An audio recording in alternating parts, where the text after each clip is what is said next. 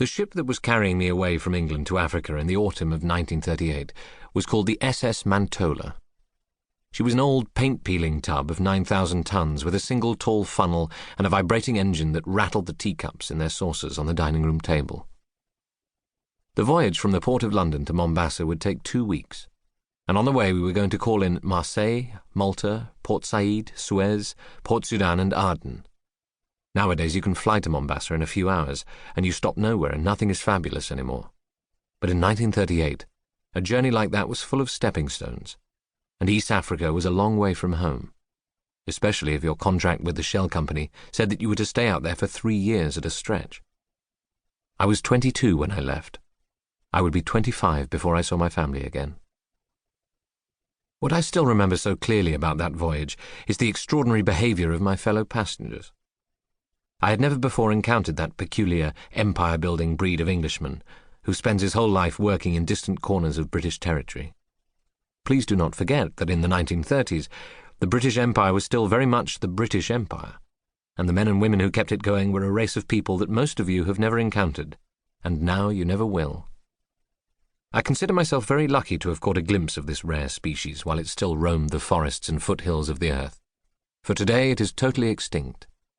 More English than the English, more Scottish than the Scots, they were the craziest bunch of humans I shall ever meet. For one thing, they spoke a language of their own. If they worked in East Africa, their sentences were sprinkled with Swahili words, and if they lived in India, then all manner of dialects were intermingled. As well as this, there was a whole vocabulary of much-used words that seemed to be universal among all these people. An evening drink, for example, was always a sundowner. A drink at any other time was a chota peg. One's wife was the Mem Sahib. To have a look at something was to have a shufti.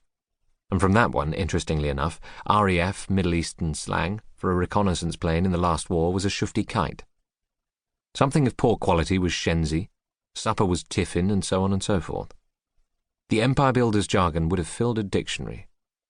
All in all, it was rather wonderful for me, a conventional young lad from the suburbs, to be thrust suddenly into the middle of this pack of sinewy, sunburnt gophers and their bright, bony little wives. And what I liked best of all about them was their eccentricities. It would seem that when the British live for years in a foul and sweaty climate among foreign people, they maintain their sanity by allowing themselves to go slightly dotty. They cultivate bizarre habits that would never be tolerated back home, whereas in faraway Africa, or in Ceylon, or in India, or in the Federated Malay States, they could do as they liked.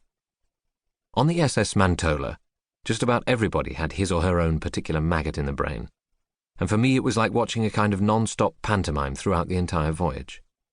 Let me tell you about 2 or 3 of these comedians.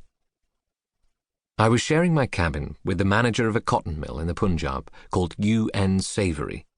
I could hardly believe those initials when I first saw them on his trunk. And I had the upper berth. From my pillow I could therefore look out on the porthole clear across the lifeboat deck and over the wide blue ocean beyond. On our 4th morning at sea, I happened to wake up very early. I lay in my bunk, gazing idly through the porthole and listening to the gentle snores of U.N. Savoury, who lay immediately below me. Suddenly, the figure of a naked man, naked as a jungle ape, went swooshing past the porthole and disappeared. He had come and gone in absolute silence, and I lay there wondering whether perhaps I had seen a phantom, or a vision, or even a naked ghost. A minute or 2 later, the naked figure went by again. This time I sat up sharply. I wanted to get a better look at this leafless phantom of the sunrise. So I crawled down to the foot of my bunk and stuck my head through the porthole. The lifeboat deck was deserted. The Mediterranean was calm and milky blue, and a brilliant yellow sun was just edging up over the horizon.